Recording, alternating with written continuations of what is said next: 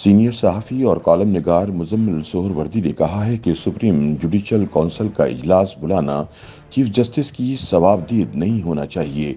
अगर इजलास बुलाना सवाबदीद है तो एहतसाब भी सवाबदीद हो गया। सुप्रीम जुडिशल काउंसिल के इजलास बाकायदगी से मुनक्किद होने चाहिए।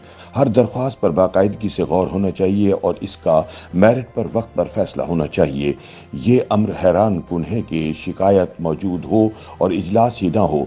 जब भी कोई शिकायत हो सुप्रीम जुडिशल काउंसिल फौरन इजलास बुलाने की पाबंद होनी चाहिए। अपने एक कॉलम में मुजम्मिल सोहरवर्दी लिखते हैं कि मौजूदा सूरत हाल में अदलिया मुल्क के सियासी कटहरे में खड़ी नजर आ रही है। ऐसे में अदलिया को ऐसे इक़दाम की ज़रूरत है जिससे अदलिया का वक़ार और साख की हिफाजत की जा सके।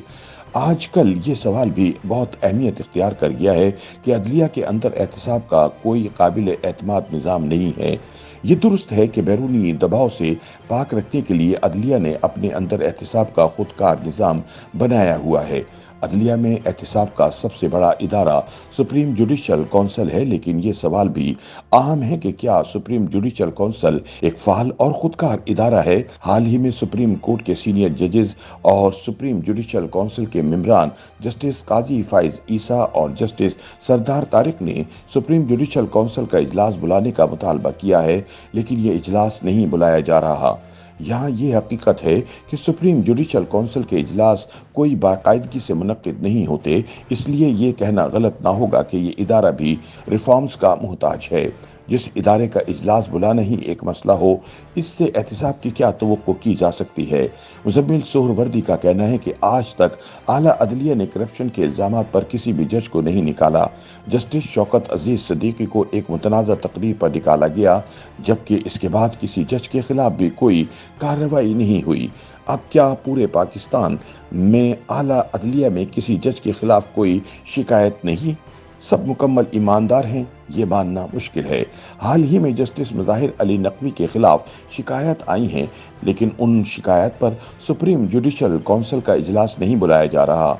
हालांकि जस्टिस शौकत सिद्दीकी के लिए फौरी इजलास बुलाकर फौरी फैसला किया गया था।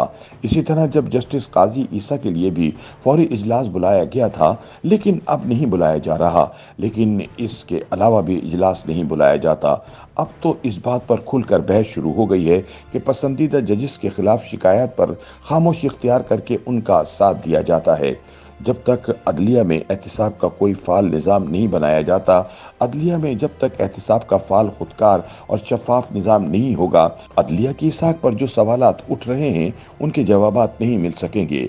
ये कैसे मान लिया जाए कि किसी जज के खिलाफ कोई शिकायत ही नहीं, इसलिए सुप्रीम जुडिशल काउंसिल का साल हर साल कोई इजलास ही नहीं होता, यानी साल हर साल एहतसाब के इदारे का कोई इजलास ही नहीं होता। ये कैसा निज़ाम एहतसाब है? मुजम्मिल सोहरवर्दी के मुताबिक मातहत अदलिया में एहतसाब का कोई निज़ाम नहीं है। मातहत अदलिया में हालात कोई अच्छे नहीं हैं। क्या मातहत अदलिया में करप्शन नहीं है? क्या वहाँ साइलीन के साथ ज्यादती नहीं हो रही? वहाँ हर लम्हा पर इंसाफ का खून नहीं हो रहा? क्या कभी आला अदलिया के जजेस ने मातहत अदलिया की अदालतों का चक्कर लगाया है? क्या वहाँ के हालात देखे हैं? तारीख लेने के लिए क्या करना पड़ता है? रीडर क्या चीज़ है? रीडर के कितने इख्तियारात हैं? अदालतों में क्या हो रहा है? ये सबको इल्म है। अदालतों की सूरत हाल से वाज़ह है कि अदलिया में शफाफियत का कोई काबिल अमल निज़ाम नहीं है। मातहत अदलिया के एहतसाब का भी कोई निज़ाम नहीं है। अब ये भी अजीब बात है कि मातहत अदलिया के एहतसाब की जिम्मेदारी भी आला अदलिया के पास ही है। इसलिए ये कहना भी गलत ना होगा कि आला अदलिया अपने एहतसाब के लिए भी कोई फ़ाल निज़ाम नहीं बना सकी। साथ साथ मातहत अदलिया के एहतसाब का भी कोई फ़ाल निज़ाम नहीं है। ये दुरुस्त है कि अदलिया की आज़ादी के लिए अदलिया ने अपने एहतसाब का इख्तियार भी अपने पास रखा हुआ है, लेकिन इस इख्तियार का दुरुस्त इस्तेमाल भी होना चाहिए। ये क्या सूरत हाल है कि आप अपने पास इख्तियार भी रखें और फिर इस इख्तियार को कमरे में बंद रखें। एहतसाब को बंद करके आप किसी इदारे की साख को कैसे बचा सकते हैं? इसलिए वक्त आ गया है कि अब अदलिया अपने अंदर एहतसाब का निज़ाम फ़ाल करे, वरना सवालात उठेंगे। عدلیہ میں احتساب کے بغیر عدلیہ میں اصلاحات ممکن نہیں، شفاف احتساب کے بغیر کوئی ادارہ نہیں چل سکتا۔ چیف جسٹس صاحب نے کھلی عدالت میں کہا کہ میں اپنے انتظامی اختیارات کے لیے کسی کو جواب دہ نہیں۔ اگر آپ انتظامی اختیارات کے لیے جواب دہ نہیں تو پھر حکومت اپنے انتظامی اختیارات کے لیے کیسے جواب دہ ہے؟ وزیر اعظم اپنے انتظامی اختیارات کے لیے کیسے جواب دہ ہیں؟ مزمل سہروردی کا کہنا ہے کہ انتظامی اختیارات بھی شفاف طریقے سے استعمال کرنے کی ذمہ داری سے انکار ممکن نہیں، اس لیے میں سمجھتا ہوں کہ سبھی انتظامی اختیارات کے لیے جواب دہ ہیں۔ بینچ فکسنگ اور بینچ بنانے میں فرق واضح ہے۔ اس اختیار کو انصاف اور ایمانداری سے استعمال کرنا اپنے عہدے کی عزت برقرار رکھنے کے لیے ضروری ہے۔ اگر اس پر سوال اٹھیں گے تو انصاف کے دوہرے معیار کو کوئی قبول نہیں کرے گا۔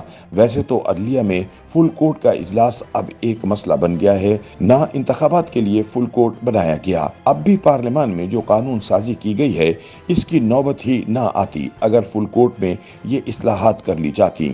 اب بھی اس قانون سازی پر فل کورٹ بلایا جانا چاہیے، سب ججز کی رائے آنی چاہیے۔